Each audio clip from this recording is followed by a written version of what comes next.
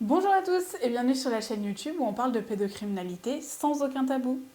Aujourd'hui, je vais vous parler d'un sujet qui me tient vraiment à cœur parce que j'ai remarqué que les gens ont vraiment du mal à comprendre. Et je pense que toutes les personnes en stress post-traumatique ou qui souffrent en tout cas de stress post-traumatique vont tout à fait comprendre de quoi je parle dans cette vidéo.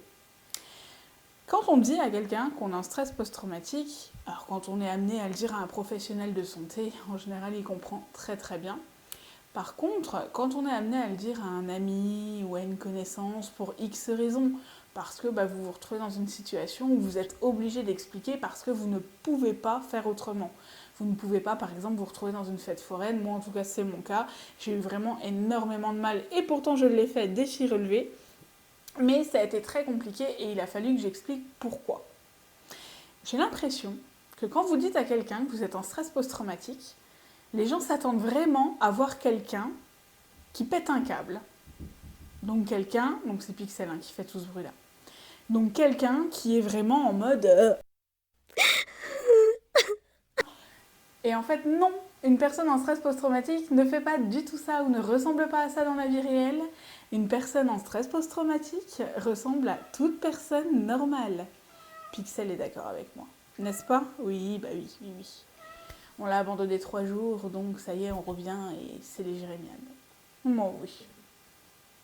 Enfin bref, je voulais parler de ça parce que c'est très important aussi de comprendre qu'une personne en état de stress post-traumatique est capable de se gérer à partir d'un certain stade.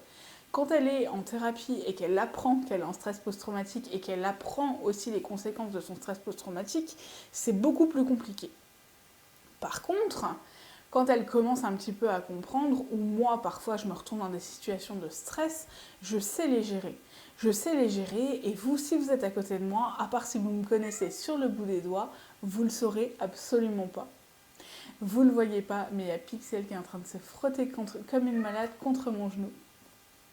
Donc une personne qui est en stress post-traumatique saura gérer. Moi par exemple, si je suis dans un supermarché et que je commence à avoir une crise d'angoisse ou autre, c'est très simple. Je vais partir. Je vais pas me mettre à hurler, je vais pas me mettre à pleurer, ça peut arriver, mais en tout cas ce sera dans ma voiture et je peux vous promettre que personne ne le saura jamais. Et il faut vraiment prendre en considération que ce n'est pas parce qu'on est en état de stress post-traumatique qu'on n'est pas capable. Et ça, c'est vraiment quelque chose où je tiens à insister dessus. Vous n'êtes pas obligé de materner quelqu'un qui est en état de stress post-traumatique.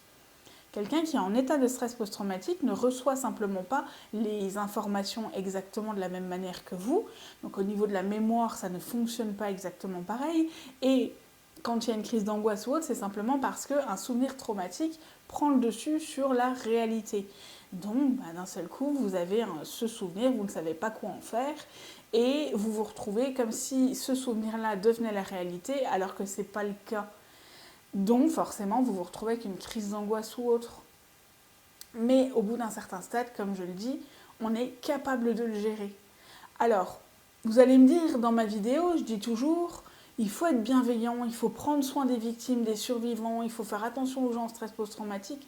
Oui, mais attention, il ne faut pas trop non plus en faire, parce que sinon la personne, et moi ça m'est déjà arrivé, en fait je me suis sentie, même si c'était pas du tout ce que l'autre personne voulait en face, je me suis sentie diminuée. Et pareil, autre chose, mais ça je donne vraiment l'info comme ça, je pense que c'est important, vous n'avez pas à donner l'info sur l'état de la personne à la place de la personne. C'est-à-dire que vous n'allez pas dire à quelqu'un, oui, de toute façon elle est en état de stress post-traumatique, donc elle ne va pas bien. Ou donc elle ressent ça à tel moment. Laissez la personne qui est en état de stress post-traumatique dire les choses elle-même. Ne vous exprimez pas à sa place, parce que si ça se trouve, à ce moment-là, vous pensez que pour elle ce ne sera pas possible, alors qu'elle va y arriver. Et du coup, finalement, vous coupez les projets de la personne. Ou alors, vous ne lui donnez pas en tout cas les opportunités de vous montrer qu'elle en est capable. Et donc d'évoluer aussi. Dites-moi ce que vous en pensez et je referai une vidéo pour donner vos avis. À bientôt!